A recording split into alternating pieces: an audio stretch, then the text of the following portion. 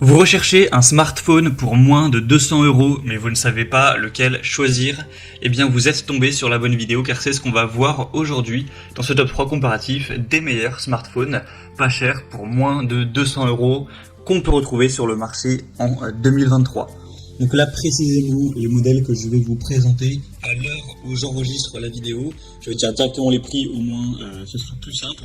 Donc le plus coûteux sera 208 €, ensuite le deuxième sera à 199 € et le troisième sera à 151 €. Alors les prix peuvent varier en fonction du temps, donc ce ne sera pas forcément exactement ces prix que vous allez voir, mais en tout cas à l'heure où j'enregistre, c'est quasiment tous des smartphones qui seront en dessous de 200 € ou en tout cas en dessous de 209 € si on veut vraiment être très précis. Donc si vous avez un petit budget et que vous souhaitez ne pas dépasser cette somme pour votre smartphone pour changer, eh bien j'espère que cette vidéo vous aidera à choisir. On va voir les mieux notés, du coup par ordre de prix décroissant.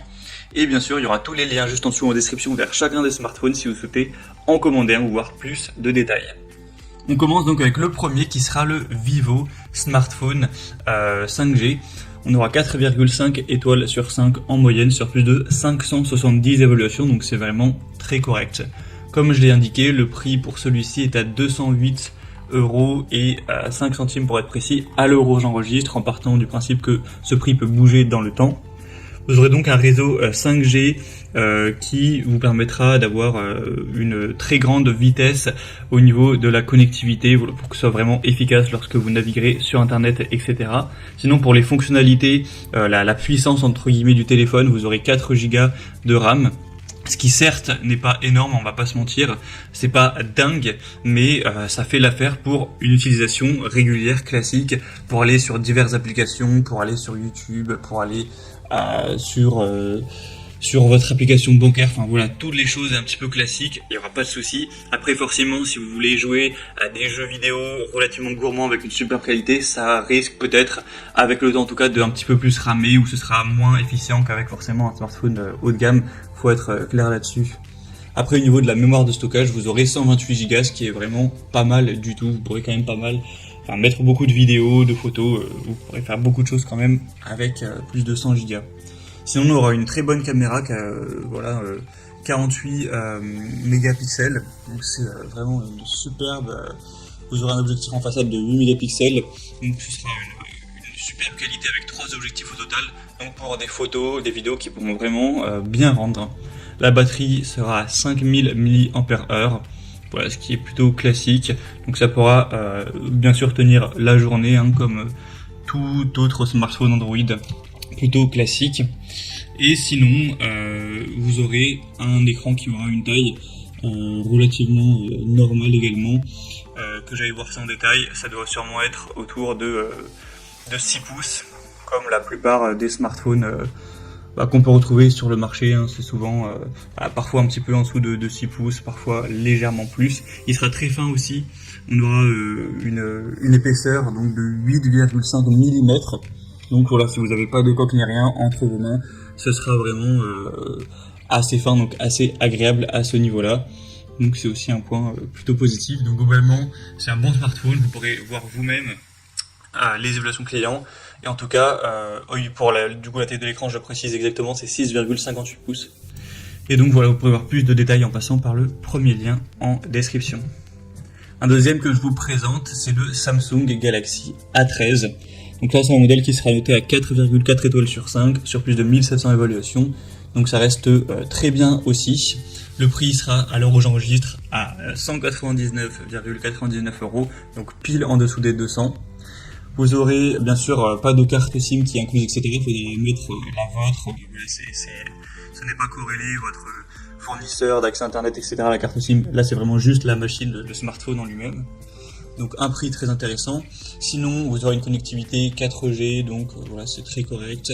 On aura un capteur principal de 50 mégapixels pour des photos riches, détaillées, et le capteur photo selfie sera à 8 mégapixels, ce qui reste assez bien pour prendre des photos en selfie.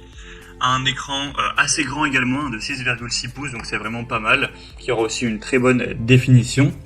Sinon pour la puissance entre guillemets de ce smartphone, ce sera assez similaire au modèle précédent. Pour le stockage, vous aurez 64 Go, donc C'est certes pas énorme, hein, vous ne pouvez pas stocker un nombre incalculable de choses, il faudra quand même faire le tri. Surtout que voilà, il y a pas mal d'applications qui vont vous prendre du stockage, mais voilà, ça devrait quand même aller. Pour la RAM, on est sur du 4 Go, donc c'est comme pour le modèle précédent. De toute façon, pour ce prix-là, on peut pas s'attendre à des smartphones super puissants avec un stockage immense.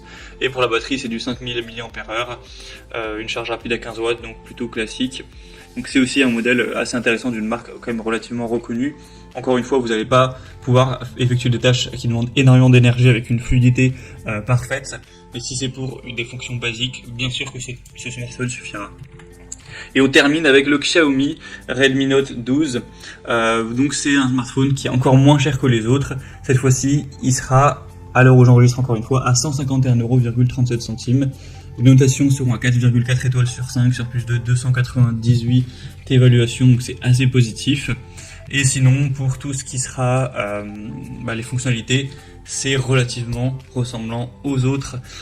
Vous aurez de la RAM à 4 Go, donc voilà, c'est correct.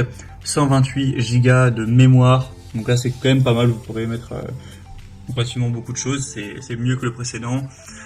Pour la qualité de la caméra, etc., c'est à peu près la même chose aussi. Une bonne qualité de l'écran, 5000 mAh pour la batterie, donc c'est également classique. Donc c'est vrai qu'il n'y a pas tellement de différence avec les autres. Simplement, il est un peu moins cher, donc c'est sûrement le meilleur rapport qualité-prix de cette vidéo. Si vous voulez vraiment un smartphone que vous souhaitez payer le moins cher pour des fonctions basiques, ça peut tout à fait suffire d'aller vers celui-ci. Ce sera compliqué de vraiment trouver moins cher avec quand même une bonne marque et une bonne qualité.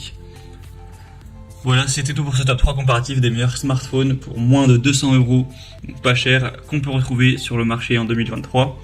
Comme indiqué, il y a tous les liens juste en dessous dans la description de la vidéo vers chacun des produits présentés. Donc si vous souhaitez en commander un ou voir plus de détails tels que les prix, les évaluations clients ou plus d'infos de manière générale, cliquez sur les liens en description, ce sera en fonction de l'ordre d'apparition des produits dans cette sélection.